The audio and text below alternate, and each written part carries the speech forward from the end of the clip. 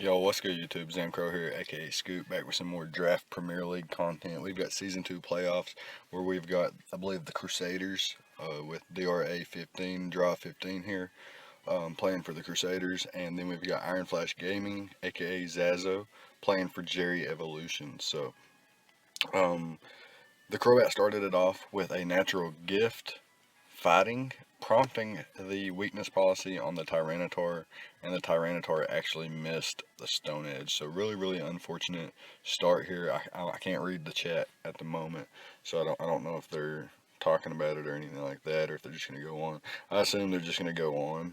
Um, however, yeah, the fact that Stone Edge missed here at +2, really awful. Would have knocked out the Crobat, I do believe, unless it was like Charty Berry, but of course it couldn't be because it had the natural gift berry. So U-turns out as the Tyranitar pulls a switch into the Slowbro, and Zazo pulls a switch out into Excadrill on the Jirachi here, as Jirachi sets up a substitute. So Dra applying pressure here early with forcing Zazo to attack the Jirachi. Really nice play to get in his Excadrill with plenty of sand turns. Curious to see if the Tyranitar is actually Smooth Rock or not, actually giving Zazo more turns of sand. Here, I believe Zazo can just click Earthquake. I don't think Jirachi uh, threatens Excadrill that much at this point. However, he does pull a switch into Rotom here, scouting for, I'm not sure what. Perhaps expecting a switch out. Either way, the Jirachi keeps a sub up as it goes for the Iron Head as the Rotom comes in, and is able to break the Jirachi sub with the Volt Switch. So now it's going to be able to Volt Switch out and goes out into the Infernape. So bringing out the monstrosity that is this Fire Monkey, L King 5. That was hard to say for some reason. Anyways, Jirachi naturally threatens out the Jirachi. Excuse me. Infernape naturally threatens out the Jirachi, and in comes the Crobat to combat that, and Zazo makes a double into his Clefable. So, not the matchup that Zazo wanted, but he does stay in here and just clicks the Thunder Wave. So nice speed control there, able to paralyze what was once a huge threat.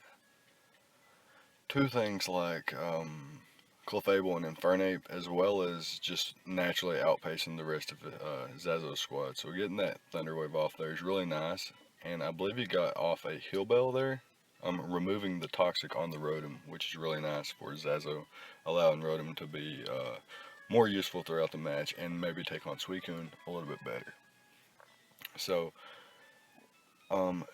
Dra or DRA, I'll go back and forth, calling him one name or the other. Well, we'll just call him 15 actually. So we'll call him 15, and he U-turns out. So it'll be interesting to see what he brings in here. More than likely the Jirachi, and sets up another sub. Starts applying more offensive pressure with that sub. It'll be really nice to see what happens here. So, and like I said, this is a playoff match, so this is pretty hype. Actually the top two players of the regular season facing off here, so that's pretty cool. And this is game 2 for the Crusaders versus Jerry Evolution, where I believe I think the Crusaders are up. I'm pretty sure. Don't quote me on that though. And yeah, this Excadrill throws off an Earthquake, and it does a fuck ton to this Donphan. Nearly 2-hit KOs, leaves the Donphan at 16% after leftovers, but is able to put himself in a position here where he can knock him out, and then eventually get rid of rocks with either Rapid Spin Excadrill or Defog Rotom. So Excadrill expecting, I'm not sure what kind of switch he was expecting there, but he does get his Clefable in, is able to pretty much recover up to full, and Crobat comes in and is forced to U-turn out. So looking good for Zazo now, starting to chip these mons down. It actually hard switches into the Rotom here, so I'm not sure if Rotom is his default user. Potentially a Choice Scarf mon. I think it went first. No, I believe he did get Toxic first.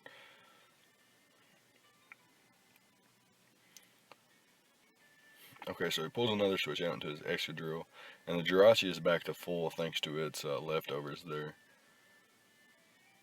And Zazo gets the Rapid Spin off with Excadrill as the Suicune comes in, taking relatively no damage from the Rapid Spin.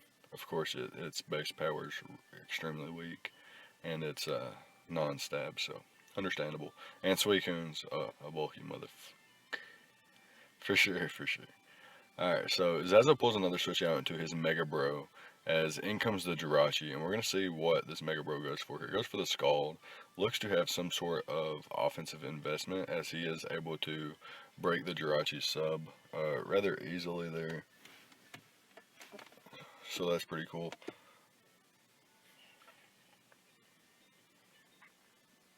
Forces in the Suicune as Zazo pulls another switch out into his Excadrill as well.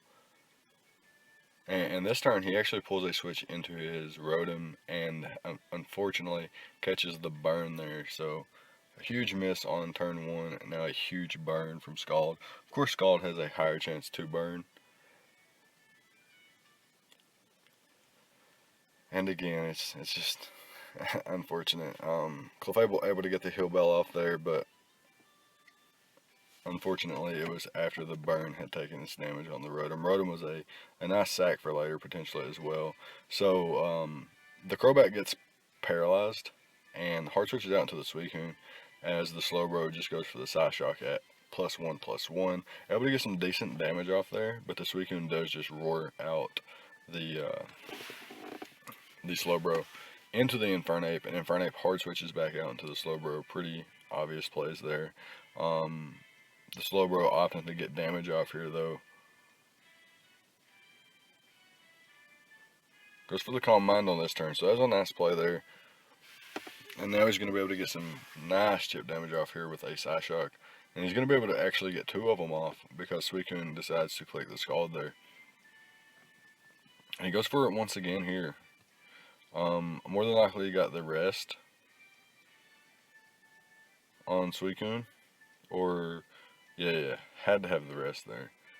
As the Slowbro is able to slack off as well. Throws off a Psyshock here. Again, whittling the Suicune rather effectively.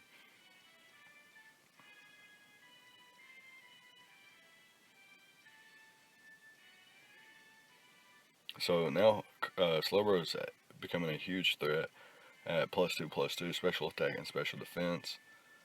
However, the Suicune does get the roar, so that's really nice for DRA or 15 there. Really fortunate for him.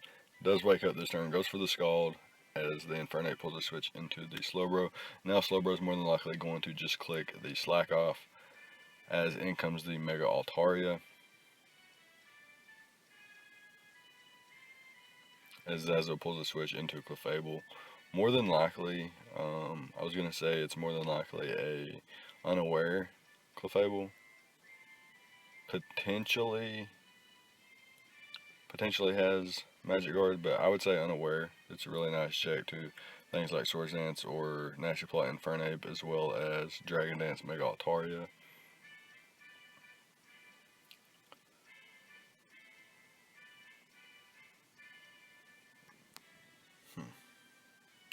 Yeah, it just goes for the 2-hit KO there with the double edge. Nice tech there to take out the Clefable. Nice wall breaker.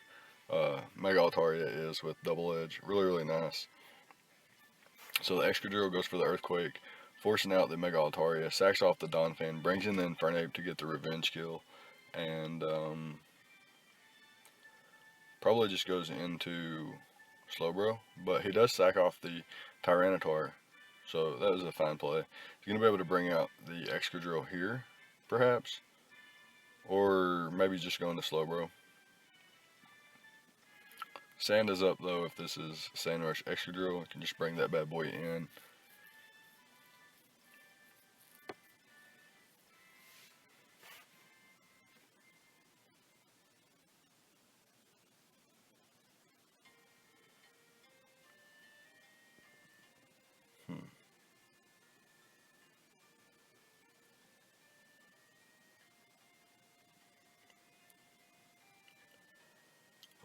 Yeah, so the extra drill does come in. I don't know how long it's been sitting on the field, but it's definitely in. And this Infernape could pack the Mach Punch, but at this range, I don't think it knocks out. And based on the damage that, well, I guess I don't really know how defensive Donphan was, and I can't really judge it based off any other damage. So I guess I don't really know the extra drill set either.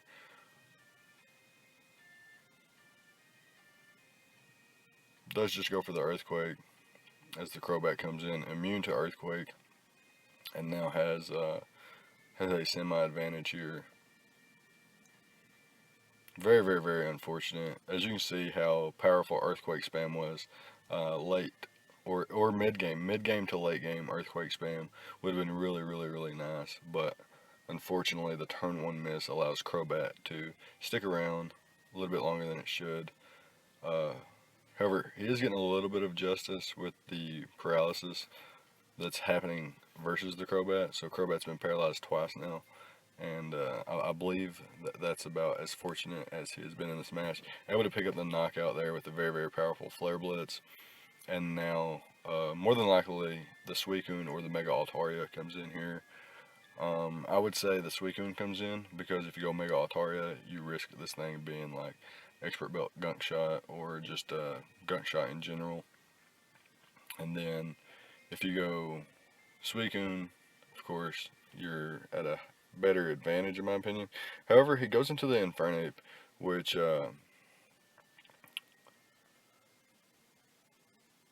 I guess was fine if you're Choice Scarf, because if opposing Infernape was Choice Scarf, then of course it would have been locked into Flare Blitz, and yeah, we would have been able to tank it and get the close combat off. So Zazo brings back in his Infernape immediately. I'm assuming he's going to click close combat here and gets a nice 35% damage off versus the Suicune there. Not quite enough. However, I do believe the Suicune will just click Rest. I think Rest is the play for Suicune.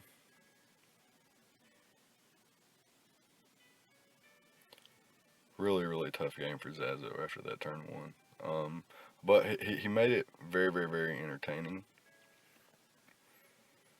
Nonetheless, for sure, for sure.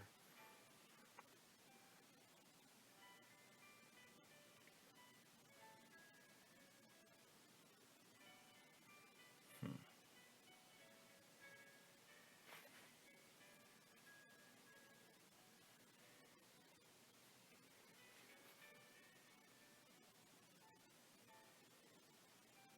I don't think Infernape can lock itself into a move here to where it's going to knock out this Suicune. And I just want to say that I believe this is an ORAS match, so there are no Z moves.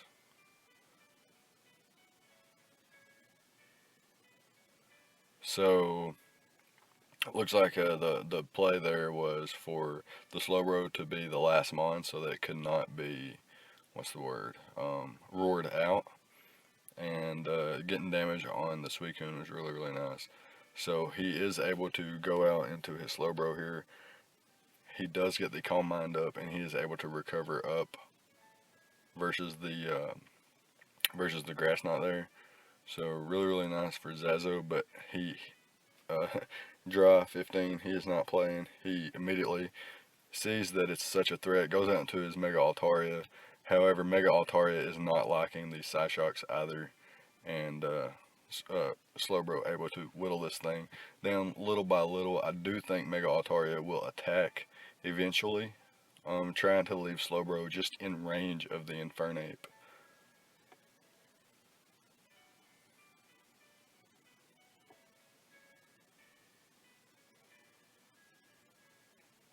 However, the Mega Altaria could roost once again here to kind of make sure that it, like, I believe Mega Altaria is the only thing that can break the Mega Slowbro at this point. I don't know if Double Edge knocks out from this range.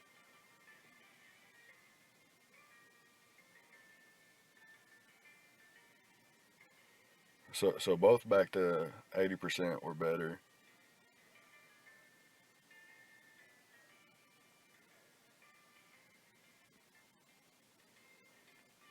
this is tight. This is tight because the turn that he goes for double edge and Zazo doesn't slack off, it's going to be tough. But the turn that he doesn't go for double edge and Zazo actually does attack, it's going to be tough for him as well. Never fucking mind. Never fucking mind. Slowbro's a fucking beast. Did it do 38? Oh my goodness. Lived on one.